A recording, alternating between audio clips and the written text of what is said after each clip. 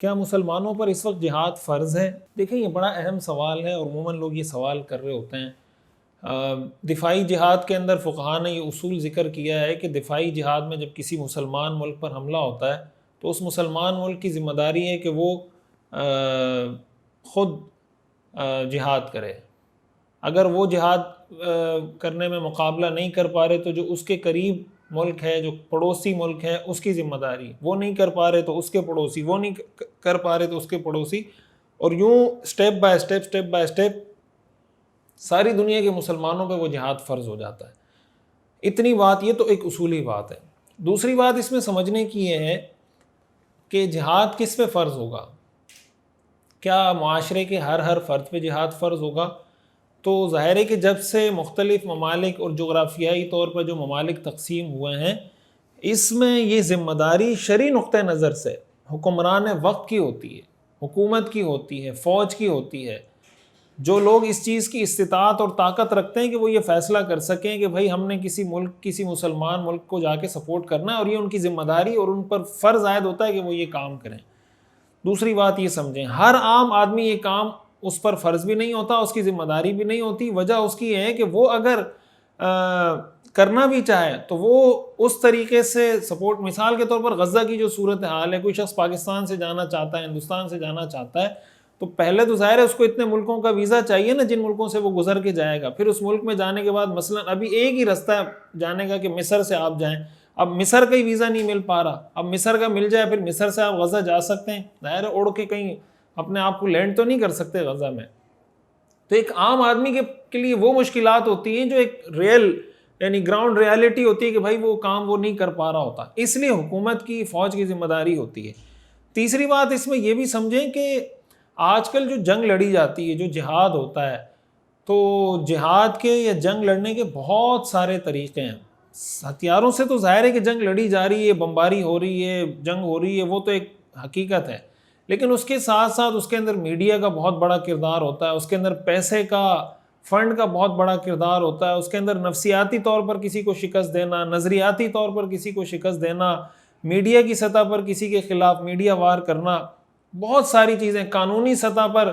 عالمی سطح پر جو ادارے بنے ہوئے ہیں ان کو متحرک کرنا، عالمی عدالت میں جانا، جو جنگی جرائم ہو رہے ہیں ان کو ہائی لائٹ کر کے عالمی سطح پر اس کو اجاگر کرنا، اقوام متحدہ کی سطح پر اس کو اجاگر کرنا، OIC کی سطح پر اس کو اجاگر کر کے، ہمارے ہاں تو OIC ایک ڈمی پلیٹ فارم بن چکا ہے نا، یعنی اس کو اجاگر کرنے کا مطلب یہ کہ اس پہ کوئی پریکٹیکل یعنی عملی ایکشن لیے جائیں کہ بھئی اب ہم نے یہ فیصلہ کرنا ہے، ہم نے آگے بڑھنا ہے۔ تو یہ بھی ایک بہت بڑا حصہ ہوتا ہے جنگ کا اور جہاد کا۔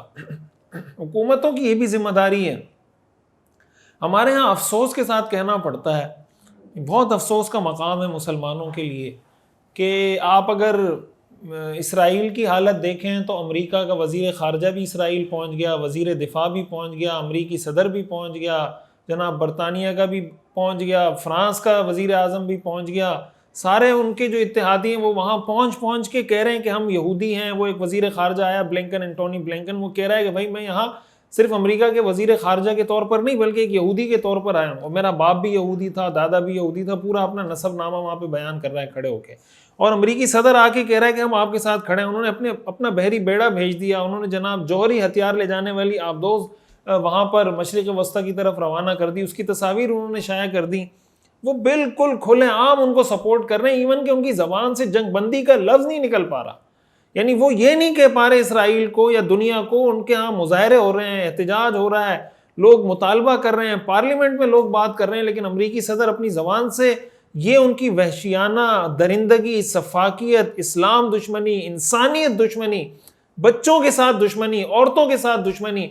ہیومینٹی کے ساتھ ان کی دشمنی کا یہ حال ہے کہ وہ یہ بات نہیں کر پا رہے کہ بھائی آپ ہسپتالوں پہ بمباری نہ کریں، شہری آبادی پہ بمباری نہ کریں، ایمبولینسز پر بمباری نہ کریں، جناب آپ جو فرسٹ ایڈ فراہم کرنے والے ادارے ہیں اس پر بمباری نہ کریں،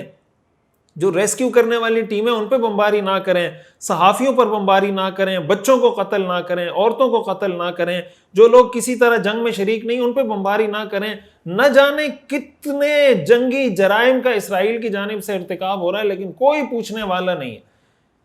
ایک طرف وہ اپنے اتحادی کو اس طرح سپورٹ کر رہے ہیں کہ ساری دنیا کو نظر آ رہا ہے مغرب کا ڈبل سٹینڈرڈ، ویسٹ کا ڈبل سٹینڈرڈ ساری دنیا کے سامنے کھل کر آ گیا. جب یوکرین پہ حملہ ہوا تھا تو امریکہ نے کہا تھا، امریکہ کے لوگوں نے کہا تھا کہ آپ امریکہ کے لوگوں کو افغانستان اور عراق کے لوگوں کے ساتھ کمپیئر نہ کریں. یوکرین کے لوگ وہ اعلیٰ درجے کے انسان ہیں اور افغانستان اور عراق کے لوگ وہ گھٹیا درجے کے انسان ہیں.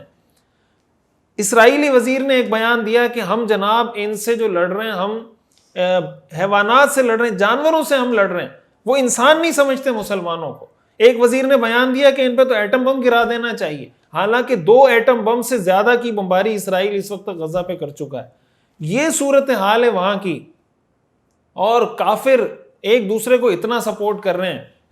الکفر ملت واحدہ کا ثبوت دے رہے ہیں، اور یہ بتا رہے ہیں کہ بھائی بعضهم اولیاء بعض.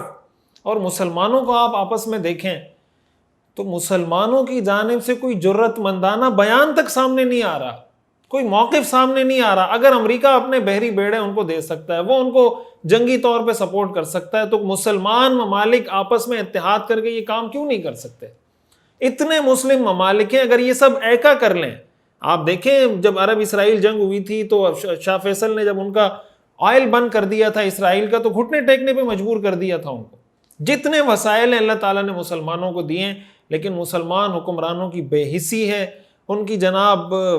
اس کو مطلب آپ کوئی بھی نام دے دیں، بے شرمی کہہ لیں، بے حیائی کہہ لیں، بے غیرتی کہہ لیں، بے حسی کہہ لیں، کہ ان کے کانوں پر جوں تک نہیں رینگتی. ہمیں ایسا تحرک نظر آتا نا، ایسا ایکٹیویزم نظر آتا کہ جس طرح وہ لوگ ایکٹیو ہوئے ہیں، ایک ایک ملک کا دورہ کر رہے ہیں، ایک ایک وزیر خارجہ سے جا کے مل رہے ہیں. مسلمان ملکوں کے وزیر خارجہ کہاں جا جا کے لوگوں سے ملیں، لوگوں سے ملاقاتیں کی ہیں، لوگوں کو بتایا نہیں بتایا. یہ مسلمان حکمرانوں کی ذمہ داری ہے کہ ہم عالمی سطح پر اس پر آواز اٹھائیں، اس پہ کام کریں. اور جو عام فرد کی ذمہ داری ہے، اس میں پہلے بھی کئی دفعہ بات کر چکا ہوں کہ آپ ان کے لیے دعا کریں، ان کو مالی سپورٹ کریں، ان کو ڈونیشن دیں، سوشل میڈیا پر آواز اٹھائیں. مغرب کے دوہرے معیارات انسانی حقوق کی جو علمبردار چیمپئن بنے ہوئے ہیں، ان کا چہرہ بے نقاب کریں، دنیا کو پتہ چلے. مسئلہ فلسطین کو ڈسکس کریں، حقیقی مسائل لوگوں کو بتائیں، تاکہ کم از کم یہ بھی بہت بڑی خدمت ہے کہ یہ مسئلہ عوام میں زندہ رہے، لوگوں کو پتہ تو چلے کہ کیا ظلم ہو رہا ہے، اور کل ہم اس تاریخ سے سبق سیکھ کر اپنا آگے کے لائے عمل طے کر سکیں. ورنہ یہی ہو رہا ہوتا ہے کہ ہم بار بار ایک غلطی دہرا رہے ہوتے ہیں، 20 سال بعد دوبارہ وہ غلطی کرتے ہیں، 40 سال بعد دوبارہ وہ غلطی کرتے ہیں، 200-250 سال سے ہم یہی کر رہے ہیں، دوبارہ اپنی غلطیاں ریپیٹ کر کر کے پھر ہم ان سے متاثر ہوتے ہیں کہ جناب وہ تو ایسے ہیں، وہ تو ایسے انصاف پسند ہیں، وہ تو ویسے ہیں، وہ تو فلاں ہیں. نتیجہ یہ ہوتا ہے کہ دوبارہ ہم اس بحران کا شکار ہوتے ہیں. تو یہ مسلمان ملک اگر آپس میں ایکا کر لیں، اتحاد کر لیں، متفقہ اعلامیہ دے دیں OIC کے پلیٹ فارم سے، اور اس کو ایک ڈمی پلیٹ فارم نہ بنائیں، حقیقی معنوں میں مسلمانوں کی ترجمانی کا کردار ادا کریں، تو کوئی اس میں دو رائے نہیں ہو سکتی کہ مسلمان ان کو مجبور کر سکتے ہیں گھٹنے ٹیکنے پر. لیکن بس اس کے لیے ضرورت ہے ایمانی حمیت، ایمانی غیرت، شجاعت، بہادری. اور اگر مسلمان ملک یہ تہیہ کر لیں تو اللہ تعالیٰ کے فضل و کرم سے وہ ان کو مجبور کر سکتے ہیں. اللہ تعالیٰ ہمارے حکمرانوں کو اس بات کی توفیق اور ہمت اور شجاعت اور بہادری عطا فرمائے.